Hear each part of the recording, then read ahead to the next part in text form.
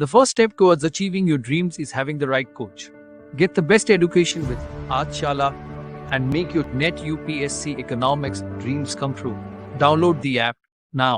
Hello everyone, welcome back to the channel. I am Sunidhi Arya and I teach economics on this channel. फिलहाल हम mathematical economics को पढ़ रहे हैं और मैथमेटिकल इकोनॉमिक्स के अंदर हम अभी तक सेट, रिलेशंस एंड फंक्शंस को पढ़ चुके हैं।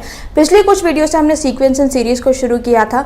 सीक्वेंस एंड सीरीज के अंदर अभी तक हमने 2 लेक्चर्स को देखा। फर्स्ट लेक्चर में हमने अभी तक पढ़ा कि सीक्वेंस क्या होती है, सीरीज क्या होती है, कितने तरीके की सीरीज हो सकती है, सीक्वेंस एंड सीरीज में क्या डिफरेंस है, और हमने अर्थमेटिक प्रोग्रेशन यानी कि जो एक पर्टिकुलर टाइप ऑफ सीरीज था उसका बेसिक कॉन्सेप्ट पढ़ा। आज की इस वीडियो में हम अर्थमेटिक प्रोग्रेशन के जो कॉन्सेप्ट है उसको थोड़ा सा फर्दर एक्सटेंड करके पढ़ेंगे और उसके बाद में हम ये समझने की कोशिश करेंगे कि जो एपी है उसके अलावा किस किस तरीके की सीरीज बन सकती हैं।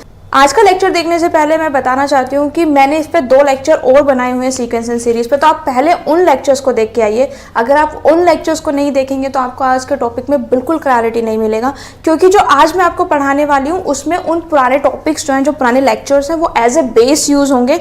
जितना हमने अभी तक अर्थमेटिक प्रोग्रेशन को पढ़ा है हम उसी में आज आगे की तरफ बढ़ेंगे। देखिए, अभी तक की जो वीडियो थी हम उसमें एपी को पढ़ रहे थे। हमने उसमें पढ़ा कि हमारा फर्स्ट टर्म क्या होता है, हमारा कॉमन डिफरेंस क्या होता है, और अगर हमें कोई एक पर्टिकुलर टर्म निकालनी है किसी भी एपी की, लेट्स से A5 या फिर AN, तो हम उसको किस तरीके से निकालते हैं। आज के इस वीडियो में हम पढ़ेंगे कि जो हमारा सम है, sum of first term of n AP, वो हम किस तरीके से निकालेंगे। तो अगर हमें सम निकालना सीखना है तो बहुत ज़्यादा इंपॉर्टेंट है कि एपी के बेसिक कॉन्सेप्ट्स हमें पता हो ताकि हम इजीली सम को निकाल पाएँ। ठीक है, देखिए लास्ट वीडियो में मैंने आपको बताया था कि हमारा first term let's say A है, तो जो हमारा सेकंड टर्म होगा उसमें हम कॉमन डिफरेंस को ऐड करते हैं। ठीक है, यानी कि हमारी जो फर्स्ट टर्म है उसमें हम कॉमन डिफरेंस को ऐड करेंगे तो हमारी सेकंड टर्म आ जाएगी। क्योंकि हमारी फर्स्ट टर्म जो है वो A है तो यहाँ पे हम A1 की जगह क्या लिख सकते हैं, A + D। सेम वे अगर हम A3 निकालना चाहें तो हमारा क्या होगा, A3 से पहले वाली टर्म में हम कॉमन डिफरेंस को ऐड करेंगे। जब मैंने आपको अर्थमेटिक प्रोग्रेशन पढ़ाया था तो उसमें मैंने बताया था कि जो हमारी सक्सेसिव टर्म्स हैं, यानी कि किसी में जो ऐड कर करके आए 2, 3, 5, 7, 9, 11, जब हम किसी में भी ऐड करते हुए जाएंगे तो वो हमारा अर्थमेटिक प्रोग्रेशन का पार्ट बनेगा। यहाँ पे 1, देखिए इनके बीच में 2, 2 का डिफरेंस है। 3 में से 1 सब्ट्रैक्ट करेंगे 2, 5 में से 3 सब्ट्रैक्ट करेंगे 2, 7 में से 5 सब्ट्रैक्ट करेंगे 2, 9 में से 7 सब्ट्रैक्ट करेंगे 2, 11 में से 9 सब्ट्रैक्ट करेंगे 2।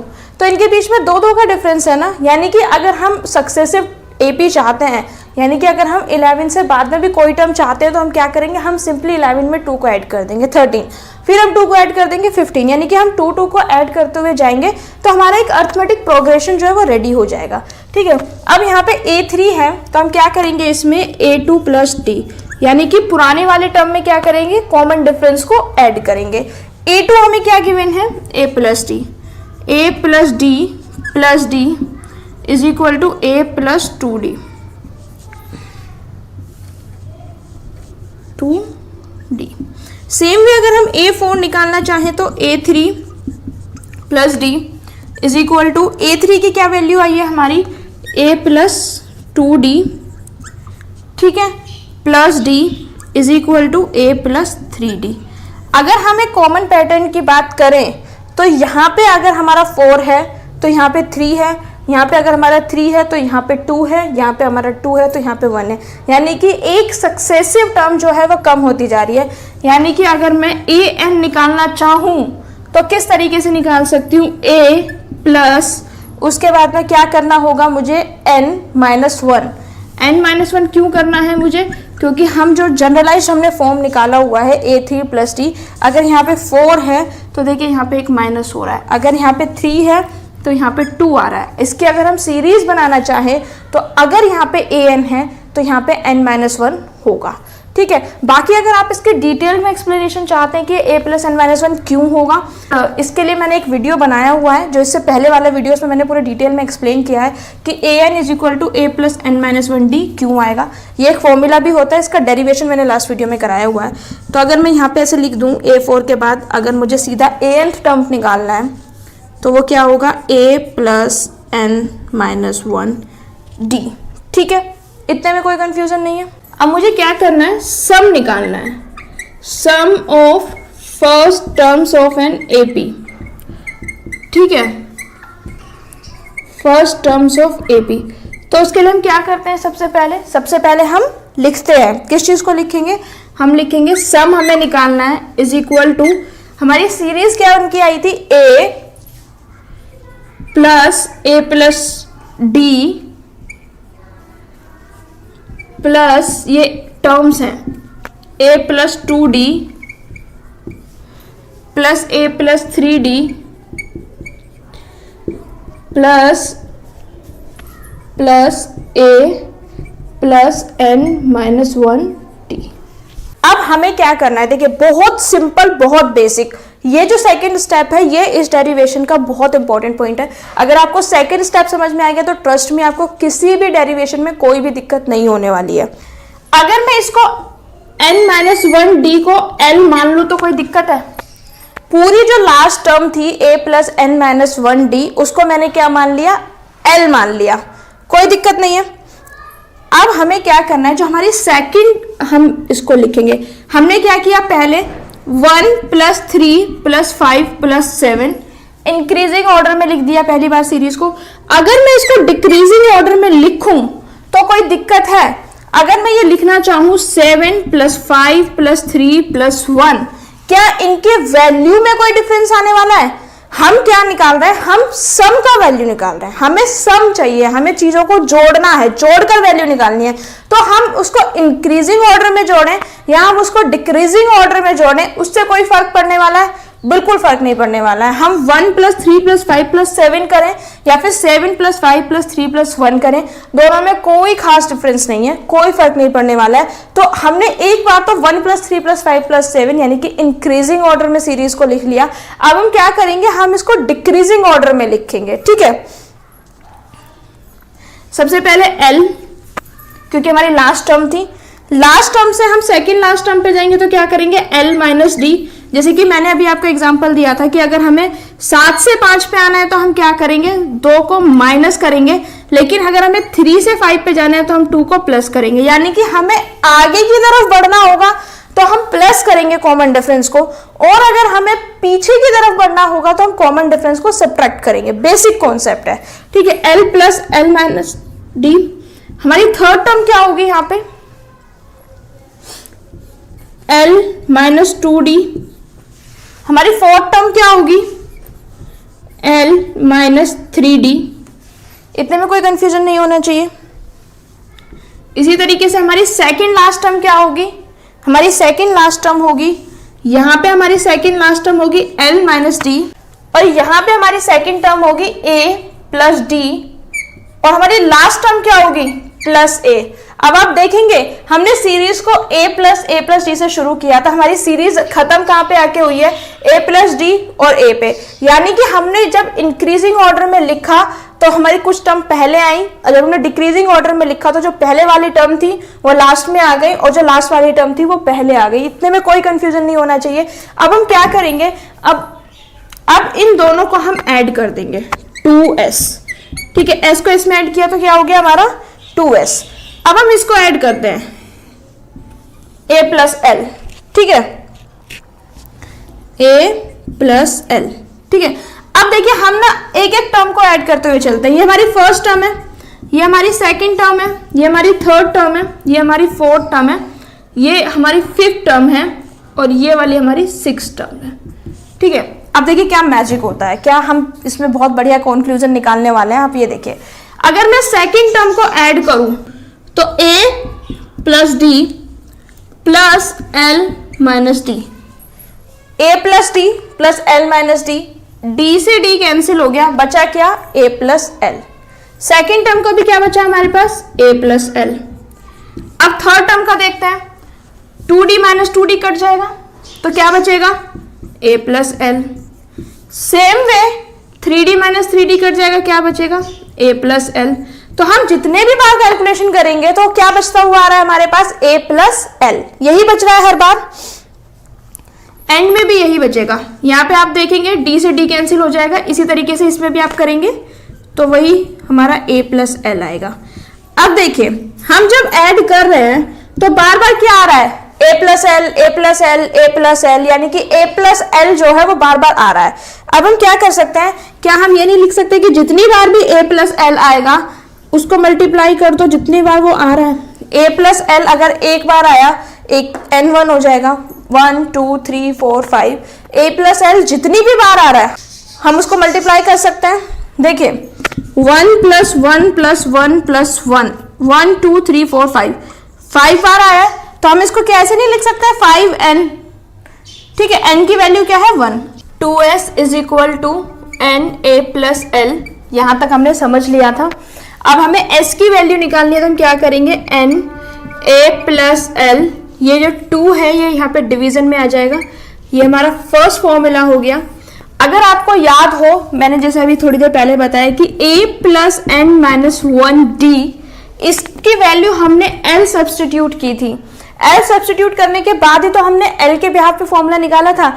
अगर हम इस वैल्यू को फिर से इस फॉर्मूले में सब्स्टिट्यूट कर दें, n a प्लस l की क्या वैल्यू है, a plus N minus 1d divided by 2।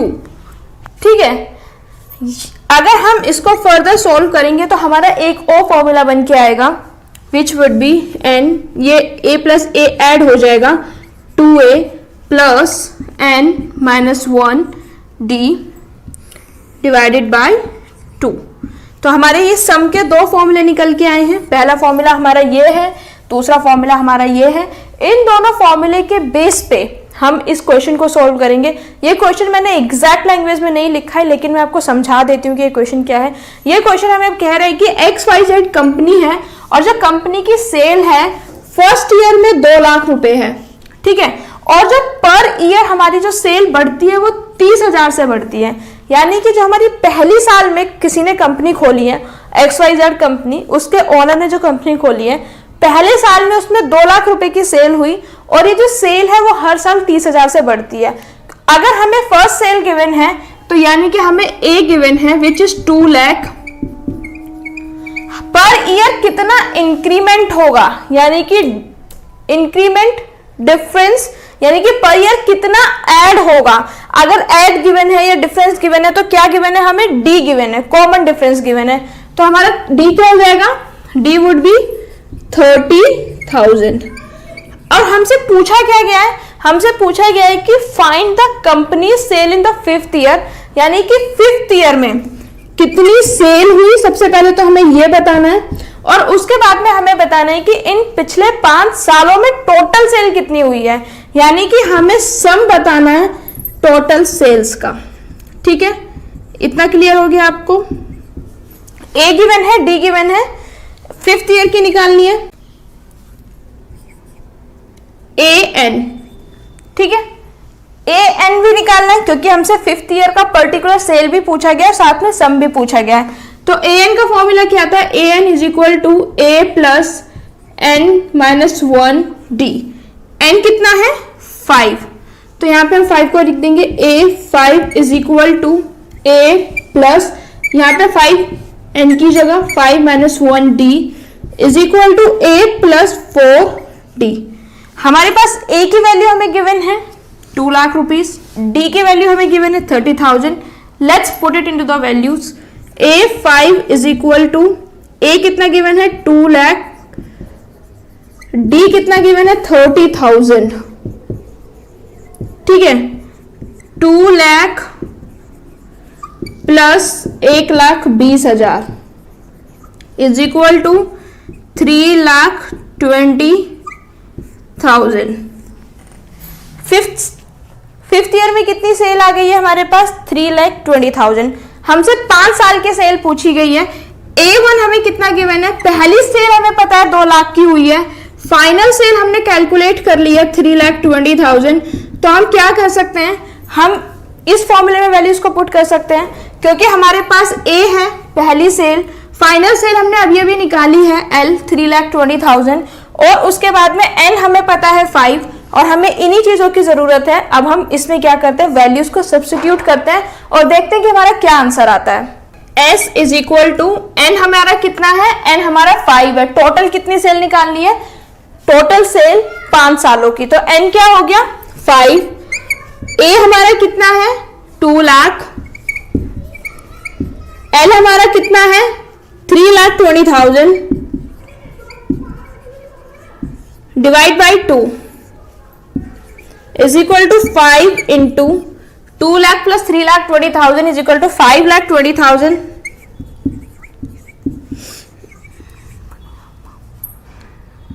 Divide by 2 से आप इसको काट दीजिए 2,60,000 2,60,000 की अगर आप 5 में मल्टीप्लाई करेंगे 13 लाख, यानी कि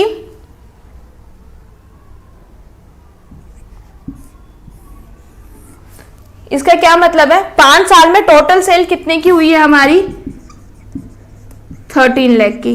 पहली सेल अगर हमारी 2 लाख की थी और हर साल 30,000 से सेल हमारी बढ़ रही है तो हमारी 5th ईयर तक की टोटल सेल हमने कितनी की होगी 13 लाख रुपए की हमारी पूरी सेल हो गई। अगर हम इसको देखना चाहें तो इस तरीके से भी देख सकते हैं, ठीक है। अब हम इसमें क्या कर सकते हैं, इसमें हम दूसरा फॉर्मूला भी लगा सकते थे, यानी कि n2a प्लस n-1d वो फॉर्मूला भी लग सकता था, उसमें कोई कंफ्यूजन नहीं होना चाहिए आप लोगों को। तो जिस तरीके से हमने इसको टैकल डाउन किया है, क्योंकि हमें पहली टर्म पता थी, हमें सेकंड टर्म पता थी, इस तरीके से हमने इसका क्वेश्चन किया है। इसी तरीके के क्वेश्चन जो है वो एपी में पूछे जाते हैं।